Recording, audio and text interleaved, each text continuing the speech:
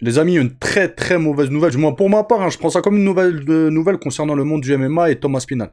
Donc je vais vous expliquer c'est quoi, et je pense qu'on va être plus ou moins tous d'accord, je suppose, d'accord, ou du moins la grande majorité.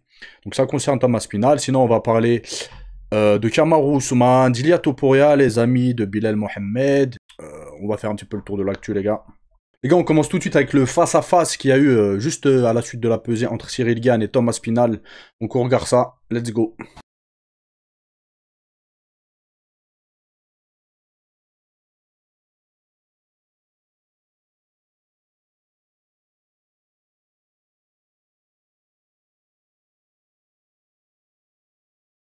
Cyril semble déter, hein, à moins que je me trompe, etc. Mais let's go les gars, je suis pressé de voir ce fight-là, c'est une dinguerie.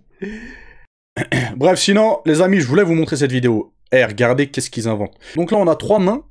Il y en a un, je crois, il a même pas de bras, je crois, je suis pas sûr, on va regarder ça. Contre un mec normal. Je sais pas ce que vous en pensez, mais pour moi c'est du cirque, comment on appelle ça? C'est hyper dégradant, je trouve. Dégradant. En fait, ils sont comme des bêtes de foire. Déjà, les gars, être combattant dans un sport de combat, c'est pas beau, c'est pas un beau métier. C'est une bête de foire, tu vois. Aujourd'hui, on a fait ça de quelque chose de prestigieux, etc. Mais c'est pas prestigieux du tout. T'es en slip qui te rentre dans les seufs en train de te chiffonner, de te faire marbrer ou marbrer des gens. C'est pas quelque chose de beau, vous voyez. C'est pas. T'es une bête de foire. Les gens, ils te payent pour que t'ailles te chiffonner. Mais là, je trouve ça encore plus malsain. N'importe quoi, les gars. Ah là là, regardez, en plus, c'est quelque chose d'officiel. Regardez, il y a du monde et tout. Il y a des arbitres, il y a un commentateur, machin. C'est pas un truc... Une petite organisation qui font ça sur YouTube, où ça a l'air d'être quelque chose de solide, quoi. Bref, on continue, les amis, avec un mec. Il a voulu tester... Il y en a qui disent c'est Topuria, mais j'ai bien regardé. Je crois que c'est pas Topuria, les gars, je crois que c'est son frère. Mais son frère, il est aussi à l'UFC. Je sais même plus c'est quoi son blaze. Pour ceux qui le savent, dites-le moi, je sais même plus c'est quoi son blaze à son frère. Mais c'est un fighter aussi UFC. Il a fait ses débuts il y a pas longtemps. Et il a voulu tester. Bah regardez, les gars, il va très vite regretter. Il veut le piquer au foie. Il cogne, ça va. Écoutez le bruit. Ça va.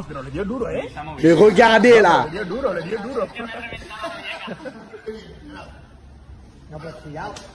Non. Regardez là.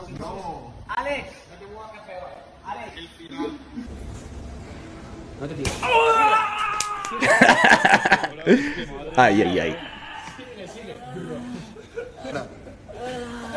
Ah, il a voulu tester, hein. Réécoutez le bruit.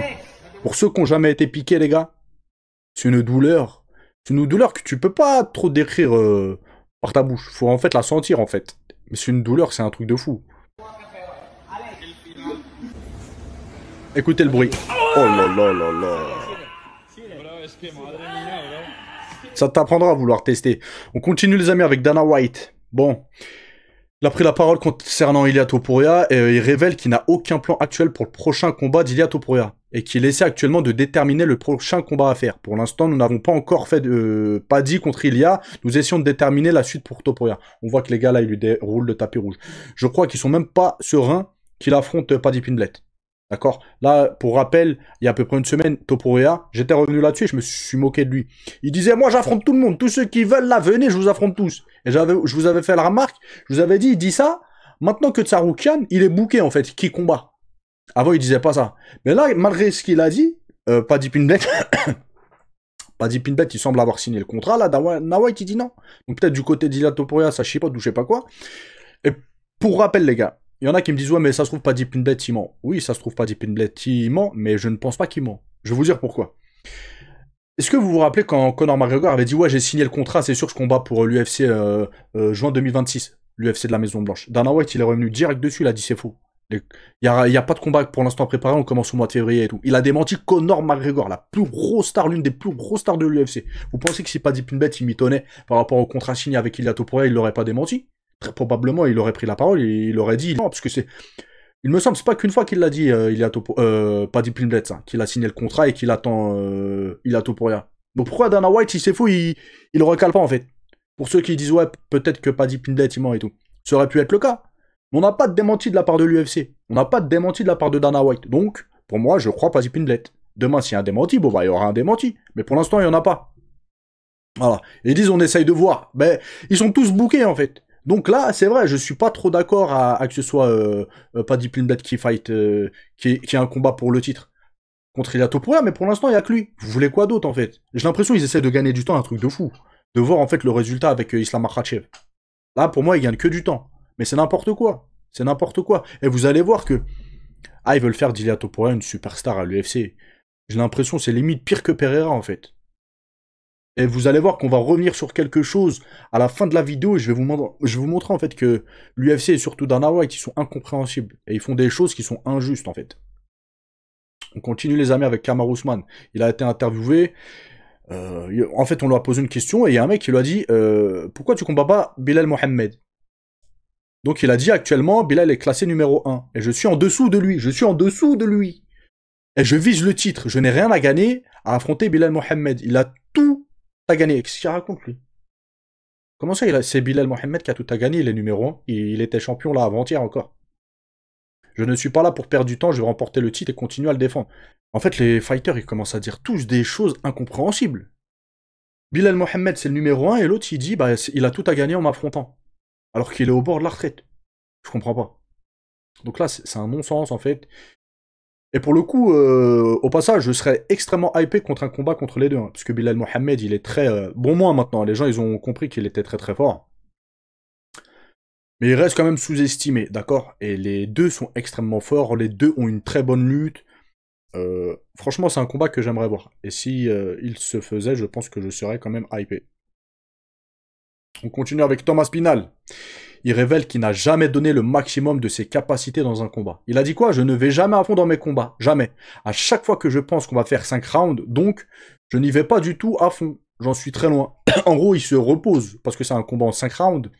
Il donne pas tout pour être fatigué au bout du 2e, 3e, 4e, 5e round, je sais pas. Donc, Mais les gars, il frappe fort, etc. Ça veut dire qu'il interne les gens, même s'il démarre pas à 40 000, vous voyez? On continue, regardez avec Dana White. C'est pour ça, juste avant, je vous ai dit, l'UFC et Dana White, ils font des choses qui sont incompréhensibles et qui sont injustes. Donc Dana White est en colère contre Thomas Pinal après la déclaration de l'Anglais qui affirme qu'il abandonnerait sa ceinture si son ami Delija devait combattre pour le titre des poids lourds. Donc là, Dana White, il est énervé après Thomas Pinal. Il a dit quoi? Je déteste ça. Le simple fait d'envisager d'abandonner le titre parce que tu ne veux pas affronter quelqu'un est complètement insensé. Les gars, mais je rêve ou quoi? Non, mais je rêve ou quoi? Les gars, j'espère que vous savez de quoi je vais vous parler là. Parce que c'est pas possible de dire des choses comme ça. Ilia Topuria, il y a un mois et demi, il disait quoi? Il a dit quoi à l'UFC? Il a dit quoi à Dana White? Si vous me bouquez contre contre Tsarukyan, j'abandonne mon titre, j'abandonne la ceinture. Les gars, c'est une dinguerie ou pas? Est-ce qu'on a vu Dana White ou l'UFC réprimander Ilia Topuria? Est-ce qu'ils ont dit quelque chose? Ils ont rien dit. Et pourquoi Thomas Pinal, il aurait pas le droit, en fait? En plus, Thomas Pinal, il fait ça parce que c'est son pote, l'autre. Ilia Topuria, il veut pas combattre Tsarukyan parce que très probablement, il a peur de Tsarukyan. Vous voyez? Il fuit la confrontation. Ça n'a rien à voir. Donc là, les gars, qu'est-ce que vous voulez que je vous dise? Qu'est-ce que vous voulez que je vous dise? Oh, mec, c'est une dinguerie, c'est dégoûtant, en fait, c'est dégueulasse. C'est dégueulasse. On voit qu'il y a trop de... Vas-y. J'ai vu ça, je me suis dit, voilà, ils sont culottés, ils ont pas honte. Hein. Ah, ils ont aucune honte. Normal. Dana White, il sort ça normal. Je sais pas ce que vous en pensez, les gars. Dites-le moi si c'est moi qui... Je sais pas. Peut-être c'est moi, je comprends pas. Peut-être, je sais pas. Et on continue, les amis, avec une triste nouvelle. Pour moi, je suis triste. Enfin, je suis triste. Vous avez capté, je suis dégoûté. Parce que, actuellement, dans la catégorie des poids lourds, hormis Cyril Gane et Thomas Pinal, il y a personne. Il y a personne que je trouve extrêmement fort et il y a personne qui me hype. D'accord? Pour moi, les deux, c'est Cyril Gane et Thomas Pinal. La catégorie est assez vide. Je pense qu'on est tous d'accord plus ou moins sur ça. D'accord? Mais là, le père de Thomas Pinal a été interviewé et il souhaite pas que son fils reprolonge le contrat avec l'UFC. Donc, il lui reste 2 ou 3 combats. Donc là, son père a dit 3 combats. Je sais pas si c'est 3 combats en comptant le combat de demain soir avec Cyril Gane ou si, à la suite de ce combat, il lui restera 2 combats. Et à la suite de ça, il aimerait que son fils aille en boxe anglaise et qu'il abandonne le MMA, qu'il abandonne l'UFC. Donc les gars, je suis dégoûté parce qu'il va y avoir qui dans la catégorie là? Déjà, elle est sèche. Il n'y a pas grand monde dans la catégorie poids lourd. Là, Cyril Gane, je pense que très probablement, il va prendre sa retraite dans pas longtemps. D'accord? Ce qui est normal, hein. Cyril Gane, c'est un vieux, les gars, il a 35 ans, d'accord? Cyril Gane, s'il prend sa retraite demain ou demain soir, bah, j'aurais rien à dire. En fait, je serais dégoûté parce que c'est un mec que je soutiens et que j'aime bien et que je trouve bon. Mais les gars, je tiens le même discours pour des Dustin Poirier, des Islam Makhachev, des... Vous voyez? Donc là, oui, ce serait normal. Mais en plus de ça, de perdre Thomas Spinal, oh non, les gars, il va rester qui dans la catégorie des poids lourds? Mais il restera plus personne, en fait. Voilà.